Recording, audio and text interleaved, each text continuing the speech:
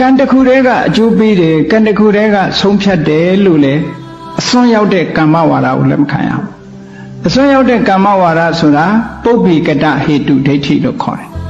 ဘာပဲလှုပ်လို့ဒီဘဝကြုံရတာဟေ့တိတ်ခါလှုပ်ခဲ့လို့ညမာတွေပြောလိုက်တယ်ကိုကံမဲနဲ့ဟောကံကြီးလည်းပုံမချရဘူးကံဆိုတာအကြောင်းတစ်ခုသာလည်းဖြစ်တယ်ကျန်တာတွေကအများကြီးလူလှုပ်လို့ရတာတွေအများကြီးရှိတယ်နော်တချို့ကကံချပြီးတော့ဘာမှကိုမလုပ်ဘဲနဲ့နေတဲ့လူမျိုးကလည်းရှိသေးတယ်အဲ့ဒါကြတော့မှားတယ်အဲ့ဒါမိစ္ဆာယူဝါဒလို့ခေါ်တယ်ပုပ္ပိကတဟေတုဒိဋ္ဌိသူကဘယ်လိုယူဆတော့ဆိုရင် fatalism လို့ဟာမျိုးပေါ့ဘယ်အရာပဲဖြစ်ဖြစ်ကံကအဆုံးဖြတ်ပေးတာငါဒီဘဝဖြစ်လာတာလဲကံဆင်းရဲတာလဲကံပဲငါဘာမှလုပ်လို့မရဘူးအတိတ်ဘဝကကံကြောင့်ဖြစ်တာဒီဘဝကြုံရတွေ့တဲ့မြတ်တွေအကုန်လုံးဟာကံကြောင့်ဖြစ်တာလို့ယုံကြည်လို့ရှိရင်ပုပ္ပိကတဟေတုဒိဋ္ဌိတဲ့အဲ့ဒီအယူဆတရားဝင်သွားလို့ရှိရင်ထိုပုဂ္ဂိုလ်ကကြီးပွားတိုးတက်ရေးလမ်းပိတ်သွားတာ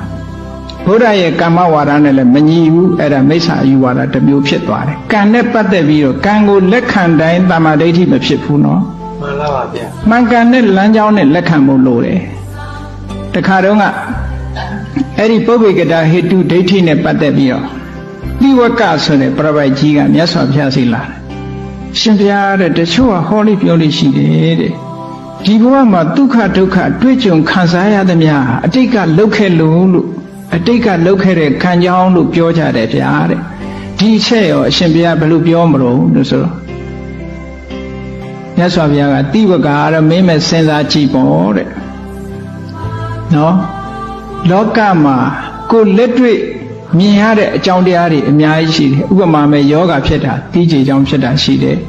အေးတဲ့ထွက်လို့နှာစေးချောင်းဆိုးဖြစ်တာရှိတယ်အပူမီးလို့ဖျားတာရှိတယ်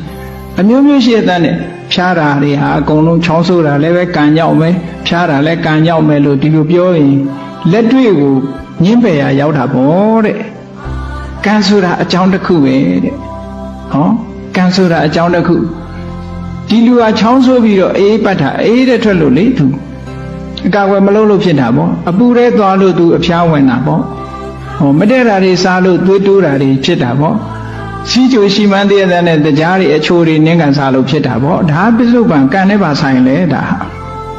မြတ်စွာဘုရားကတကယ်ကိုလက်တွေ့သမားနော်လက်တွေ့ကြကြအဲ့တော့အကြောင်းကံတစ်ခုတည်းလို့မယူဆရဘူးအကြောင်းတွေအများကြီးရှိခုနတရေပင်လေးအပင်ပေါက်တာပဲကြည့်တရေစီကအကြောင်းတစ်ခုပဲသူတစ်ခုတည်းနဲ့ဘာမှဖြစ်ဘူးမြေနဲ့ရေနဲ့ပေါင်းမှဖြစ်တယ်အဲ့ဒါလိုပဲအကြောင်းတရားဆိုတာအများကြီးရှိတယ်လို့လက်ခံရမယ်ဘာဖြစ်ဖြစ်ကံ့ကြောင့်ဆိုတဲ့ဟာလက်ခံစရာအကြောင်းမရှိဘူး